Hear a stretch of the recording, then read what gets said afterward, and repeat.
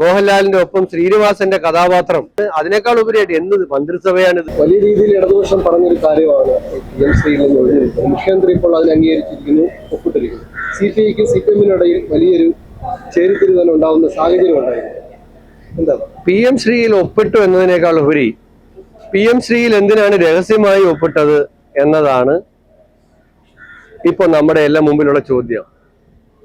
സംസ്ഥാനത്തിന് ഫണ്ട് കിട്ടുന്ന ഒരു കാര്യമാണെന്ന് വിദ്യാഭ്യാസ മന്ത്രി പറയുമ്പോൾ, അങ്ങനെ ഫണ്ടൊക്കെ കിട്ടുന്ന ഒരു കാര്യമാണെങ്കിൽ അത് അവരുടെ മന്ത്രിസഭയിലെ CPIയുടെ മന്ത്രിമാരെ അറിയിക്കാതെ എന്തിനൊപ്പിട്ടു? മന്ത്രിസഭയിലെ CPM-ന്റെ മന്ത്രിമാര് പോലും അറിയാതെ എന്തിനൊപ്പിട്ടു? ഒപ്പിടുന്നതിന് മുമ്പ് CPI-യുമായിട്ട് ചർച്ച ചെയ്യുമെന്നാണല്ലോ ഇവരെല്ലാം പറഞ്ഞിരുന്നത്. ഇപ്പൊ പറഞ്ഞത് എന്താ? ഈ ചർച്ച ചെയ്യുമെന്ന് പറയുന്നതിന് മുമ്പേ ഒപ്പിട്ടായിരുന്നു എന്നുള്ളതാണ്. അപ്പൊ PM ശ്രീയിൽ സർക്കാർ ഒപ്പിട്ടു എന്നത് ഒരു വിവാദമായിരുന്നെങ്കിൽ അതിനേക്കാൾ ദുരൂഹമായി നിൽക്കുന്നത് എന്തിനത് രഹസ്യമായി ആരെയും അറിയിക്കാതെ ഡൽഹിയിൽ വിദ്യാഭ്യാസ വകുപ്പിന്റെ ഉദ്യോഗസ്ഥന്മാർ പോയി ഒപ്പിട്ടു. പ്രധാനമന്ത്രിയെ മുഖ്യമന്ത്രി കണ്ടതിന് ശേഷമാണ് ഒപ്പിടാൻ തീരുമാനിക്കുന്നത്. അപ്പൊ ഇത്തരം കാര്യങ്ങൾക്കാണ് ഗവൺമെന്റിന്റെ ഭാഗമായിട്ട് നിൽക്കുന്നവർ മറുപടി പറയേണ്ടത്.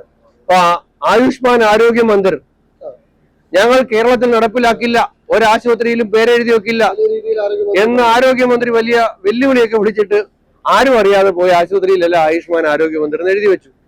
PM ശ്രീ നടപ്പിലാക്കില്ല എന്ന് പറഞ്ഞു. ഇനി ഫണ്ട് കിട്ടണമെങ്കിൽ ഒപ്പിടണമെങ്കിൽ കോടതിയെ സമീപിച്ച് തമിഴ്നാട്ടിലെ MK സ്റ്റാലിൻ ഫണ്ട് വാങ്ങാനുള്ള അനുവാദം നേടിയെടുത്തല്ലോ.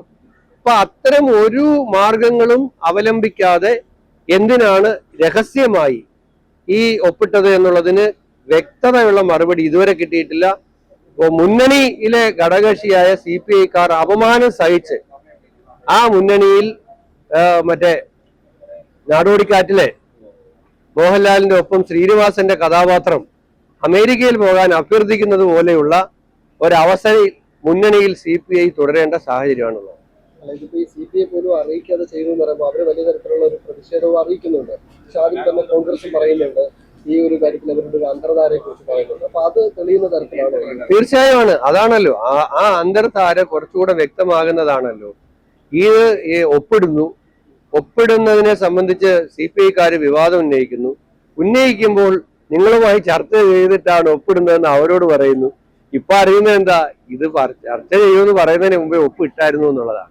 അപ്പൊ ഇത് മുന്നണി മര്യാദകളുടെ ലംഘനമാണ്. അതിനേക്കാൾ ഉപരിയായിട്ട് എന്ത് മന്ത്രിസഭയാണിത്?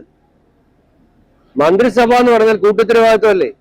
മുഖ്യമന്ത്രി എന്ന് പറഞ്ഞാൽ എല്ലാ മന്ത്രിമാരിലും ഒരാൾ മാത്രമാണ്. പക്ഷെ ആ മുഖ്യമന്ത്രി അറിയാം, വിദ്യാഭ്യാസ മന്ത്രിക്ക് അറിയാം, റവന്യൂ മന്ത്രിക്ക് അറിയില്ല.